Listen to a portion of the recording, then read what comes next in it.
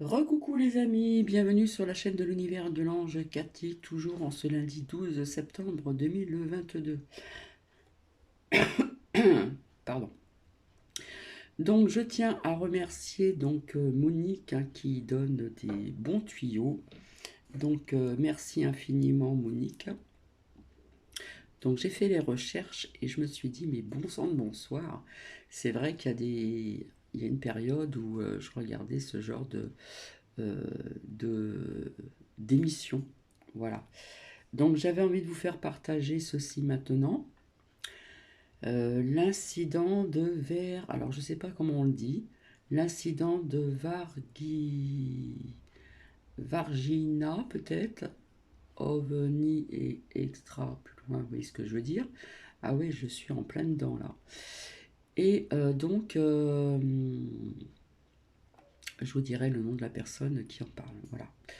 Donc merci infiniment Monique, j'ai fait les recherches. Il y a effectivement plusieurs comment dire, sujets sur ceci.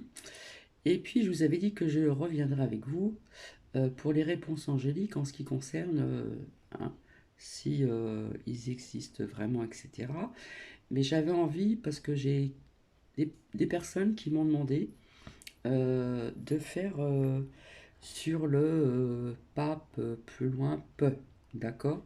Juste avec les réponses angéliques. Donc pour ceci, je reviendrai ce soir dans le calme, avec une petite musique tranquillou, tranquillette.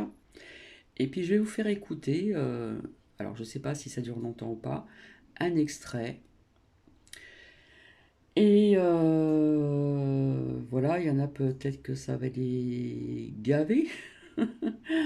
Mais moi, je suis en plein dedans, hein. Je vous ai dit ce que j'ai vu dans le ciel à l'âge de 16 ans.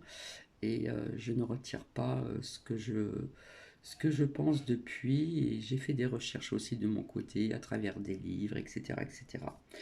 Voilà. Donc j'espère que le son va être assez fort. Je pense que oui, ce qu'il est au taquet. Et je vous souhaite écoute, oh là là, pardon, une bonne écoute. Et puis voilà, avec un petit thé, un petit café ou autre chose, quelque chose de frais, hein, parce que j'ai eu ma seconde fille au téléphone qui habite vers Bordeaux et il recommence un petit peu à faire chaud. Voilà. Par contre, ici, on a un beau soleil, une température qui est très bien. Voilà. C'est correct. Voilà, on va dire ça comme ça. Et je vous souhaite une bonne écoute. Juste l'écoute. Beau, et je vais vous emmener au Brésil. Le Brésil, c'est pas mal. C'est un beau pays. Il y a le carnaval de Rio, il y a des tas de choses, hein. Il y a l'Amazonie, les Indiens, enfin bon, il y a des tas de vestiges divers et variés. Mais il y a un truc très ennuyeux. Ce sont les ovnis et les extraterrestres. Et au Brésil, il faut savoir que Donc, c'est avec Elisabeth Tatati, hein. Faites vos recherches, s'il vous plaît. Et regardez, je pense que j'ai dû l'épingler, le commentaire de Monique. Merci. c'est particulièrement agressif parfois. Alors là, je vais parler de l'accident de Virginia, qui est un truc très connu, mais que finalement on connaît mal.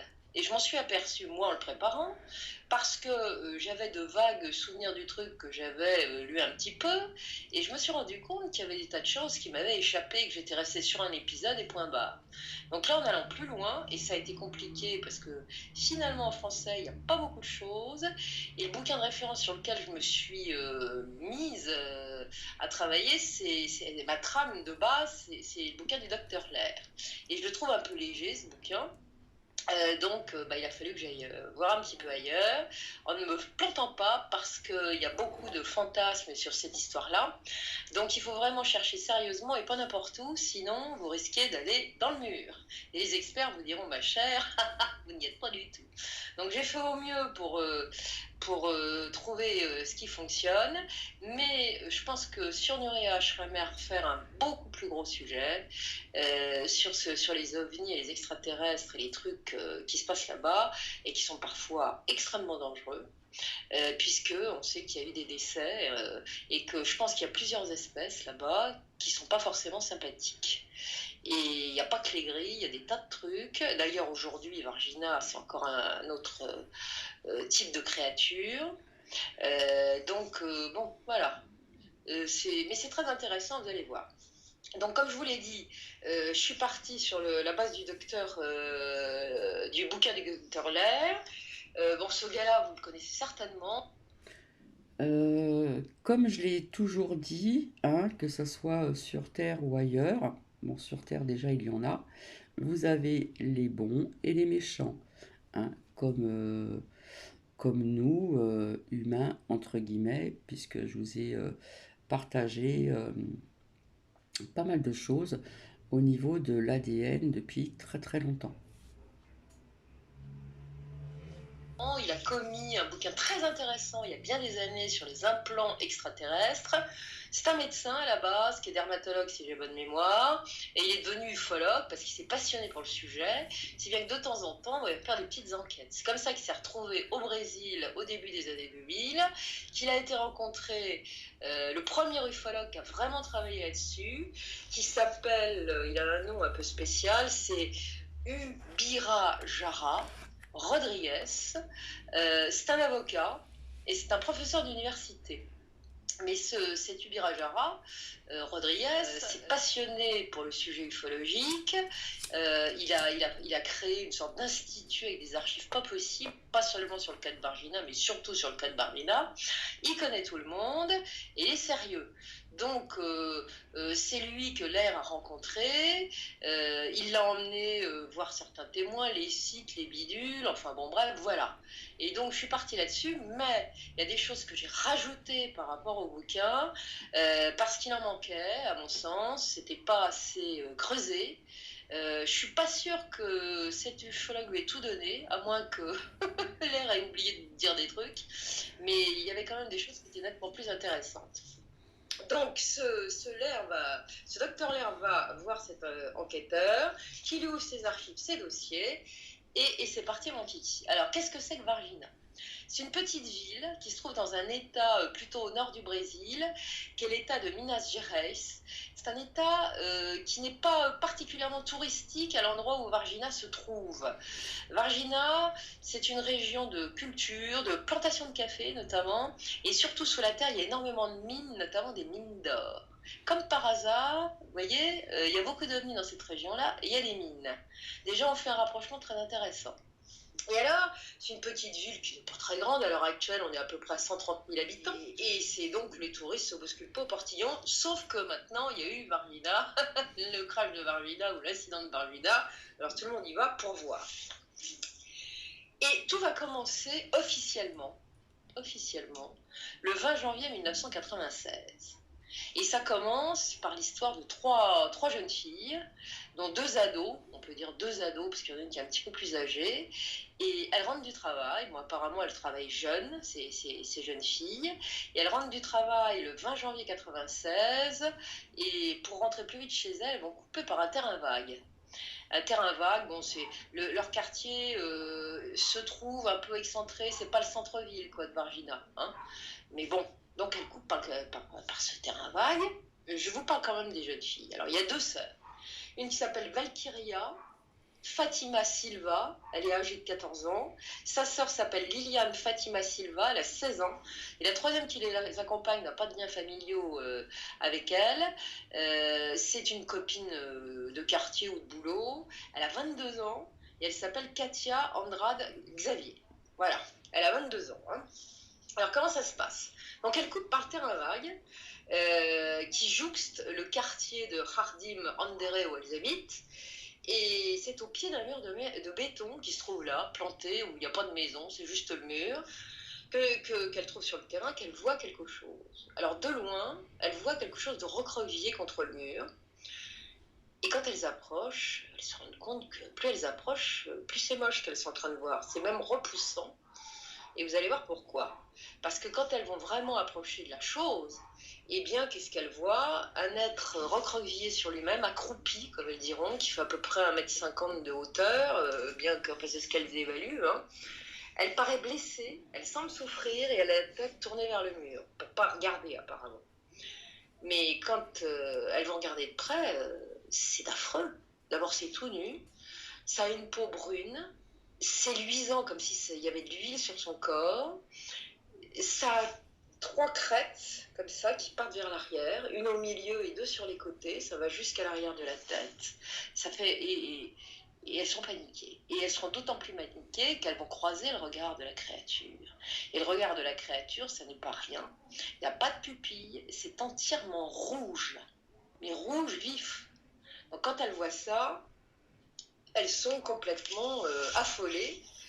C'est comme si elles avaient vu le diable, elles sont persuadées que c'est une chose qui avait des cornes sur la tête, et c'est épouvantable. Et cette créature n'est pas du tout agressive, parce qu'elles préciseront plus tard qu'elle était recroquevillée, elle avait l'air hébétée, stupéfaite, et elle n'était manifestement pas la force de réagir à quoi que ce soit. Donc les deux sœurs vont arriver chez elles très, très essoufflées, elles vont aller voir leur mère Bira, en lui disant maman, il nous est arrivé un truc. Et la mère, qu'elle ait la tête sur les épaules, leur dit bon, écoutez, restez là, vous affolez pas, je vais aller voir de quoi il retourne. Donc elle va aller voir. Elle va aller voir ce qui s'est passé avec une voisine qui l'accompagne. Et sur place, bon, elles vont rien trouver. La créature n'est plus là. Mais à l'endroit que les filles ont indiqué au pied du mur de béton, elles vont se rendre compte qu'il y a une sorte de trou un peu curieux dont elle dira que c'était parfaitement rond et étroit et ça aurait pu être creusé par un stylo, un gros stylo qu'on enfonce dans la terre. À part ça, bon, on verra que l'herbe est un peu couchée à l'endroit où la créature aurait pu s'accroupir et qu'il y a également des traces au sol, mais la maman dira bon, j'ai pas fait attention parce que j'ai pas vu l'importance du truc, j'ai bien vu qu'il y avait des traces au sol, mais c'est tout. Et puis on n'en saura pas plus sur ces traces et ces indices, parce qu'il va y avoir un phénomène tout à fait inhabituel qui ne se produit jamais à cette période de l'année. Vers 18h, va se mettre à tomber une averse de grêle absolument effroyable, très intense, sur la ville de Varginha et ses abords. Ça va causer de gros dégâts. Il y a des pare-brises de voitures qui vont éclater, tellement les grelons sont énormes. Des vitres vont exploser. Enfin bon, bref, c'est un peu l'apocalypse. Hein. Et voilà, donc première chose, donc il n'y a plus de traces, ça on est sûr. Aucun ufologue qui pourrait venir ensuite ne retrouvera les traces de quoi que ce soit. Alors, évidemment, on va broder sur cette histoire-là, qui est l'épisode le plus connu de l'histoire de Varginha. Et on dira, par exemple, que quand la maman a été sur place, il y avait une odeur effroyable, que les gamines avaient senti aussi. C'est absolument faux. Hein, il n'y avait pas d'odeur, c'est absolument faux. Alors, il va y avoir une autre rumeur qui va circuler, disant qu'il y aurait eu un peu plus tard 2 hommes qui seraient venus frapper à la porte, genre Men in Black, vous voyez, avec les costards Armani, la Pontiac, ou je sais pas quoi, non, c'était une Continental bleu marine de 1994, vous savez, ces grandes voitures américaines, immatriculées dans l'état de Brasilia. Tout ça, c'est du flan aussi. Il y aura quelque chose d'autre, mais ça, c'est pas la bonne version. Et alors, bon, ces hommes, évidemment, auraient dit on vous donne de l'argent pour que. Hein, chut, dites rien. Bon. Donc, on parlera de cette histoire-là un peu plus tard parce qu'il y a quelque chose qui s'est passé, mais c'était pas du tout. Ça correspond pas du tout à la rumeur qui circule. Alors. Le docteur Leur, comme je l'ai dit, a été rendre visite à cet ufologue brésilien qui était le premier sur le coup. Hein. Il y en a eu d'autres très sérieux, puis les Américains qui sont venus. Hein. On en reparlera de ça. Et donc, il est venu. Et il va rencontrer, par le biais de cet ufologue, la famille Silva, donc les 2 sœurs et la maman. Donc, il va les interroger séparément. Il a bien raison, parce que chacun donne sa version. Donc, Valkyria va lui dire qu'elle revenait du travail, qu'elle était accompagnée de sa sœur Liliane, son aînée. Elle avait 14 ans à l'époque, sa sœur 16, et il y avait leur amie Katia qui a 22 ans. Donc elles vont apercevoir, accroupie au pied du mur, une créature qu'elles vont prendre d'abord pour un jeune adolescent en difficulté. Peut-être est-il drogué, elles ne savent pas, enfin il n'a pas l'air en bon état. Et là, elles vont voir tout de suite en rapprochant que c'est pas ça du tout. C'est épouvantable. Donc elles vont décrire la créature telle que je l'ai décrite il n'y a pas longtemps. Valkyria va ajouter quelque chose, c'est qu'au niveau du cou et des épaules, la créature avait tout un réseau de veines bleues extrêmement gonflées sous la peau. Donc c'était encore plus laid à voir.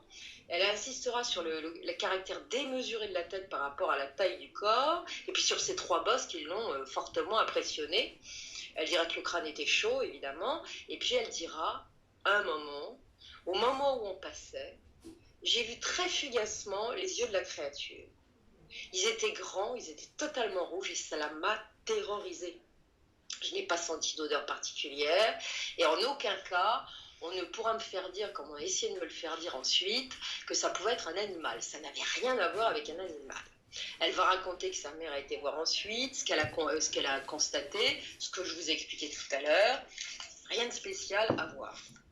Et lorsque le docteur Lair va lui demander si par hasard elle n'aurait pas fait quelques rêves étranges après cette rencontre avec la créature, parce que c'est un classique, quand on fait parfois certaines rencontres avec des créatures de ce type. Et elle va dire, bah oui, oui, oui, tout à fait. Il m'est arrivé quelque chose 3 mois après. 3 mois après, j'ai rêvé que je volais dans l'espace. Oh, c'était beau, je voyais des étoiles, des planètes, mais ça s'est arrêté là. Par contre, le matin, quand je me suis réveillée, oh, qu'est-ce que j'étais mal, mais mal de chez mal. Pourtant, on n'était pas en plein hiver, hein, c'est pas la saison, mais j'avais comme la grippe. Je ne tenais pas debout, je n'étais pas bien. Ma sœur Liliane était dans le même état, et voilà. Bon, donc, elle n'était pas bien.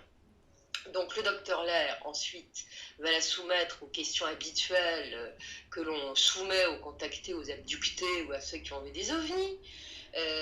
Bon, c'est le questionnaire Muffon ou autre que je connais par cœur et qui est quand même très intéressant et qui permet de déterminer certaines choses.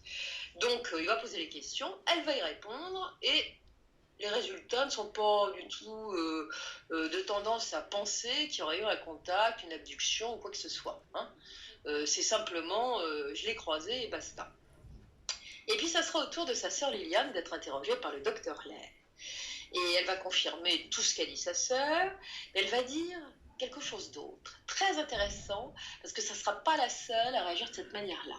Elle va dire, quand j'ai vu cette créature et que j'ai croisé directement son regard, j'ai éprouvé une immense pitié.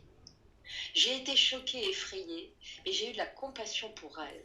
Et j'ai compris que cette créature était une créature, un être conscient, que ce n'était pas un animal, et qu'elle était d'une grande intelligence. Et je ne sais pas pourquoi, je suis incapable de vous expliquer pourquoi je pense ça.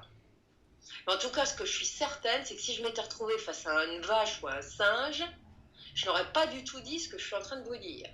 Voilà. Donc ça, c'est pas du tout le même ressenti d'une sœur à l'autre. Hein. Et puis, elle va expliquer, puisqu'on va lui poser la question elle aussi, qu'elle a fait un rêve, à peu près 3 mois, comme sa sœur après, hein, cette histoire-là. Et elle a vu, dans son rêve, une créature étrange qu'elle ne décrira pas, qui ne devait pas être la même que celle qu'elle a vue, puisque sinon elle l'aurait dit, je pense. Et cette créature se trouvait dans sa chambre, dans son rêve. Elle n'en était pas effrayée, et c'est tout ce dont elle se souviendra. Et puis, elle va dire également que quand elle s'est réveillée le lendemain, elle a vu que sa sœur était malade, voilà. Donc, la mère, la maman, qui s'appelle Luisa Elena Silva, va confirmer que ces 2 filles étaient effrayées au retour de la maison, hein, parce qu'elle va être interrogée, elle aussi, et elle va dire, du coup, j'y suis allée. Mais pour moi, c'était un peu bizarre ce que je me suis dit. Je me suis dit qu'elles avaient peut-être vu une créature de Dieu. Bon, elle doit être un peu, vous savez, le Brésil, on a parlé de Chico Xavier, ils sont tous un peu dans le spiritisme, des trucs un peu bizarres. Donc elle a pensé à un être d'un autre monde, et elle s'est dit que ses filles avaient peut-être fait une expérience de cette nature-là.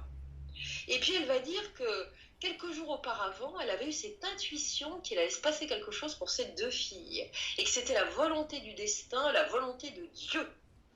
Donc elle va aller voir avec la voisine sur le site, il n'y a rien.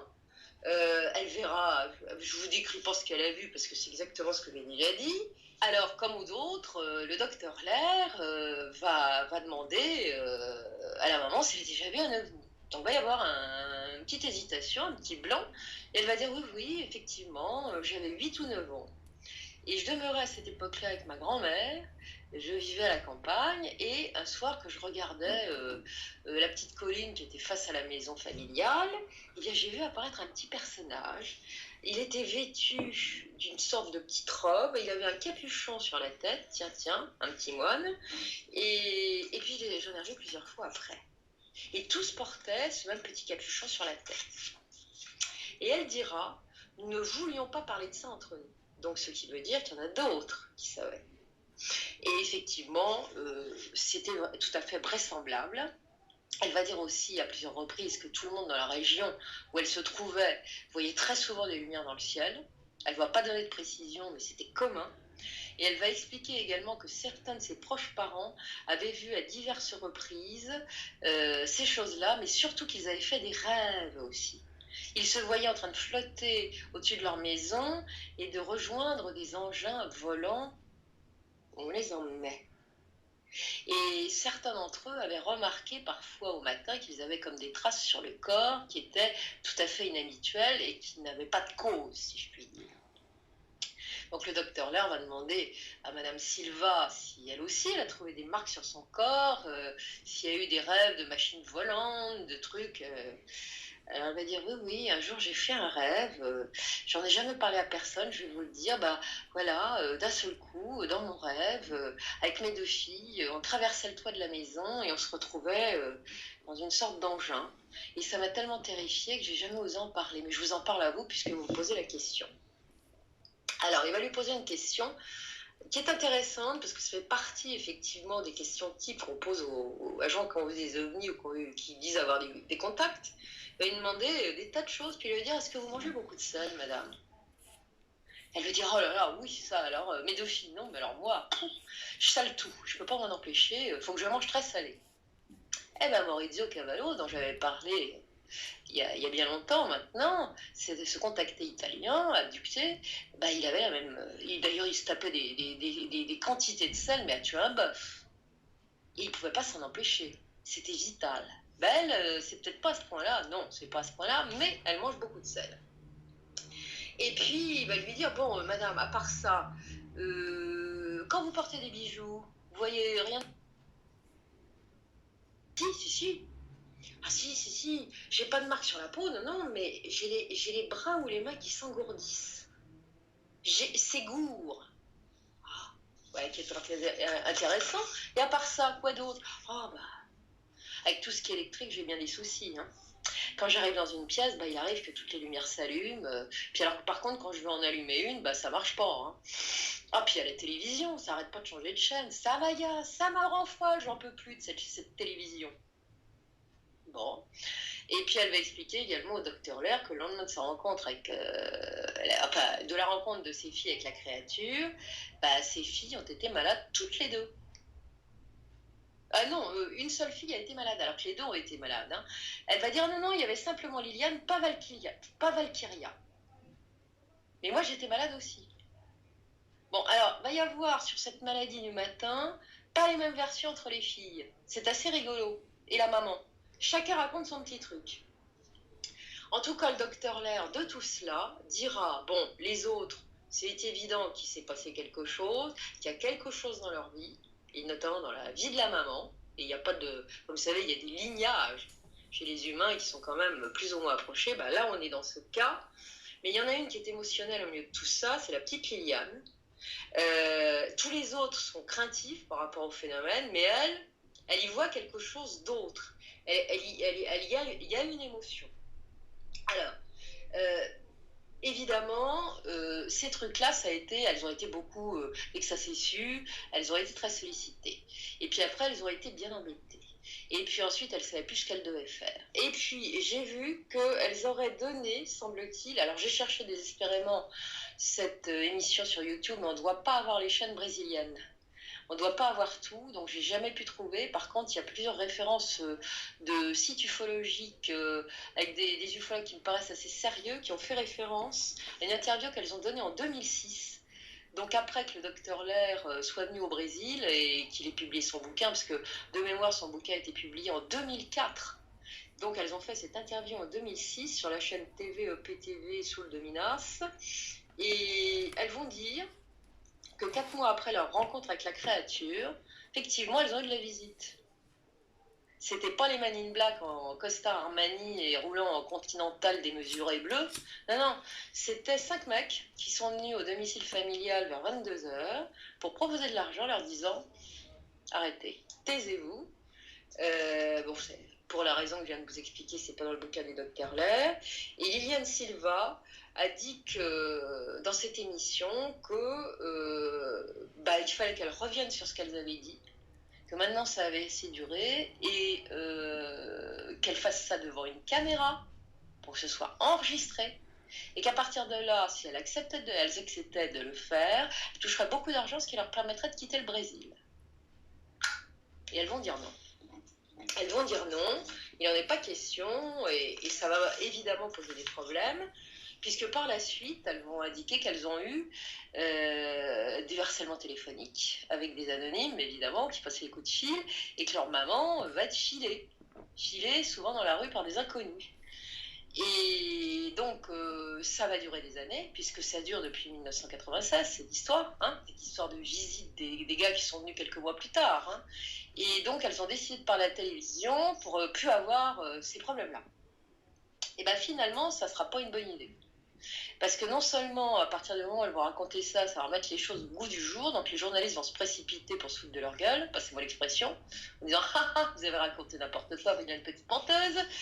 Et puis, il y a des anonymes, probablement déçus ou sceptiques, je ne sais pas, qui vont leur courir derrière, au point qu'elles sont terrorisées à l'idée de sortir de chez elles. Si bien que maintenant, elles ne veulent plus parler à qui que ce soit.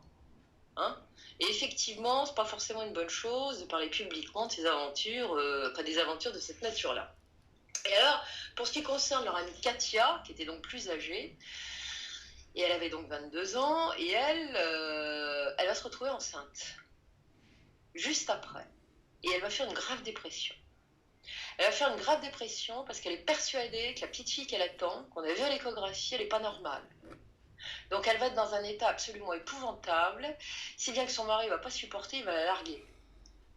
Donc c'est assez tragique. Vous voyez comme quoi y a des rencontres qu'il est préférable de ne pas faire, mais ça on ne fait pas exprès, hélas. En tout cas, ce qui est certain, c'est que ces jeunes filles n'ont jamais dit clairement qu'elles avaient rencontré une créature extraterrestre. Elles ont dit que c'était quelque chose qui était affreux, qui n'était pas un animal, mais elles n'ont pas dit clairement ce qu'elles avaient vu. Voilà. Donc ça, c'est le cas, c'est l'épisode de Vargina qui est le plus connu, ça.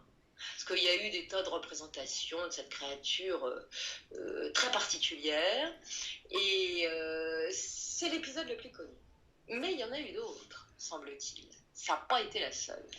Comme je vous l'ai dit, le même jour, le 20 janvier 1996, va se déclencher vers 18h une affreuse tempête de grêle.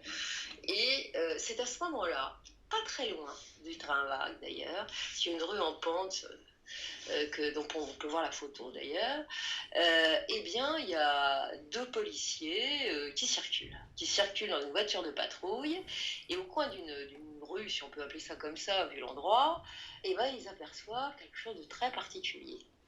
Une espèce de créature étrange qu'ils vont s'arrêter. Et elle a l'air très mal en point, cette créature. Manifestement, elle va traverser la rue, elle n'y arrive pas, car visiblement, soit elle est blessée, soit elle est épuisée. Et donc, il y en a un des deux qui va sortir de la voiture et qui veut l'arrêter, mais bon, il voit bien que... D'abord, il est surpris par l'apparence, parce que c'est la même apparence que ce qu'ont vu les jeunes filles. Et puis surtout, elle a l'air dans un état d'affaiblissement absolu. Donc avec douceur et humanité, il va la diriger vers sa voiture de patrouille, et il va l'installer à l'arrière. Et puis, voyant ça, il va l'emmener au dispensaire le plus proche pour se faire soigner. Et donc, elle va être examinée dans ce dispensaire de quartier où il n'y a pas de médecin, c'est simplement des infirmières et des bénévoles qui regardent un petit peu ce qui se passe. Et quand la personne va voir l'état de la chose, surtout la tête de la chose, surtout la blessure qu'elle a, il faut l'emmener vite à l'hôpital. Et c'est ce qu'ils vont faire. Ces deux policiers vont emmener la créature à l'hôpital régional de Vargina, qui est un petit hôpital où ça se passe bien, et donc voilà. Donc, pour recevoir des soins. Et là, à partir de là, on est le 20 janvier, et dans l'instant vont débarquer à l'hôpital des militaires. Il y en a partout. Et ils vont rester dans les locaux de l'hôpital le 20, le 21 et le 22 janvier. 3 jours. du cru. Il faut savoir que le Brésil, c'est assez spécial, c'est très militarisé. Pour un oui, pour un non, il y a des militaires, donc on se formalise pas plus que ça. Mais là, il y en a vraiment un militaire qui est tout à fait anormal, sera expliqué officiellement par le fait, alors ça sera plus tard, hein, on nous dira que en fait, ce qui s'était passé, c'est qu'il y avait un jeune homme, un jeune prisonnier qui s'est pendu dans sa prison, donc on l'avait emmené à l'hôpital régional, et voilà, bah, c'est pour ça que les militaires étaient là. Bah, si à chaque fois qu'un détenu se pendait dans sa prison, il y avait toute l'armée qui débarque, bon, puis l'ennui aussi, c'est que effectivement c'est arrivé cette histoire-là, mais c'est pas la bonne date puisque là, on est sur le 20 janvier, hein, et il se trouve que l'homme en question s'est pendu le 30 janvier. Donc là, ils avaient un peu d'avance, les militaires, quand même. Donc, ce qui va se passer, par contre, en ce qui concerne la créature, c'est qu'on sait que l'hôpital régional ne va pas garder cette créature entre ses murs et que les militaires vont la transporter dans un autre hôpital qui est plus équipé, plus moderne et plus grand, qui s'appelle l'hôpital Humanitas. Et un certain Gevert, qui est un éditeur et un ufologue brésilien, tout à fait sérieux, il a une bonne renommée, il est directeur d'un groupe ufologique qui s'appelle le Centre de recherche sur les soucoupes volantes d'ailleurs, il va confirmer les faits, et il va déclarer que les personnels soignants de cet hôpital régional, qui avaient eu des contacts avec la créature, avaient reçu pour ordre de se taire. Il a quand même su, comme d'autres ufologues, que c'était la police qui l'avait trouvé au coin de la rue. Mais tous ces gens, chut, interdiction de communiquer. Donc tous ceux de l'hôpital régional vont être extrêmement réticents à dire quoi que ce soit par la suite. Alors on sait qu'à l'hôpital Humanitas souhaitait transporter la créature, il y a des soins qui ont été prodigués et elle décédera finalement. Mais on va reparler de ce truc-là. Hein, en tout cas, tout le temps. Alors évidemment, les militaires ont investi tout l'hôpital Humanitas, c'est pareil, il y en avait partout. Hein. Alors là, par contre, ça ne sera pas la même version que l'hôpital régional, évidemment. Là, c'était un pendu. Là, ça va être oh, bah écoutez, les militaires sont arrivés parce que l'hôpital Humanitas vient de recevoir du matériel de pointe destiné aux transplantations cardiaques. Donc, c'est pour ça qu'ils sont là. Si ça ne s'appelle pas du foutage de gueule, ça, ils n'ont même pas d'imagination quand même. On pourrait mentir de façon un peu plus habile, mais enfin bon, voilà. Donc, en tout cas, ce qui a pu être déterminé, c'est que la créature est vraiment arrivée là, hein, probablement dans la soirée du 20 janvier, ou peut-être un petit peu plus tard, que 18 heures plus tard, après être arrivé à l'hôpital Humanitas, eh bien, des témoins de l'hôpital, peut-être du personnel soignant, va savoir des malades peut-être aussi, vont apercevoir par la fenêtre à l'arrière de l'hôpital, devant la porte de sortie arrière, des camions de l'armée. 3 véhicules de militaires vont arriver avec 2 personnes à bord, 2 soldats à bord, qui vont venir se garer donc, devant cette porte. Les militaires, les 2 militaires de chaque camion vont sortir. À ce moment-là, d'autres militaires qui, qui sont dans l'hôpital vont dégager ces chauffeurs et accompagnants. Ils vont les mettre sur le côté pour pas qu'ils puissent voir ce qu'ils sont en train de faire. Et on verra que ces militaires, un peu particuliers, chargent dans un des camions, un seul, et pour cause, une caisse en bois.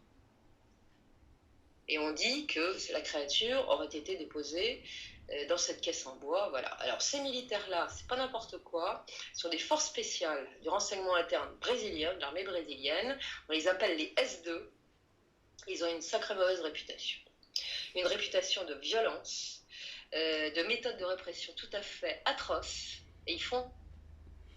Alors j'ai mis sur arrêt, enfin sur pause, parce que c'est vrai que c'est très long, donc ça fait déjà 34 minutes, bientôt 35.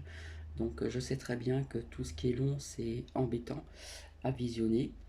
Donc je vais faire une suite, voilà, tout simplement. Et en ce qui concerne les réponses angéliques, finalement, comme je vous l'ai dit tout à l'heure, il me semble, si je ne me trompe pas, si ma mémoire est bonne, on m'a demandé de poser des questions sur El Pape. Voilà. Hein. Je reviendrai aussi, comme je vous ai dit, notamment ce soir au calme. Donc, je vais m'arrêter ici. Donc, il y aura une suite. C'est vrai que c'est très très intéressant. Donc, je m'adresse aussi à Monique. Et c'est vrai que ça ressemble un petit peu à ce que j'ai lu il y a très très longtemps, quand j'étais beaucoup plus jeune. J'étais à fond dans ces bouquins-là.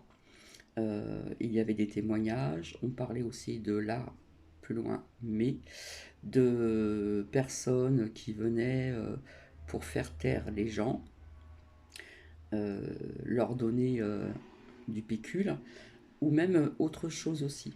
Voilà. Je m'arrête ici et je vous dis à tout de suite.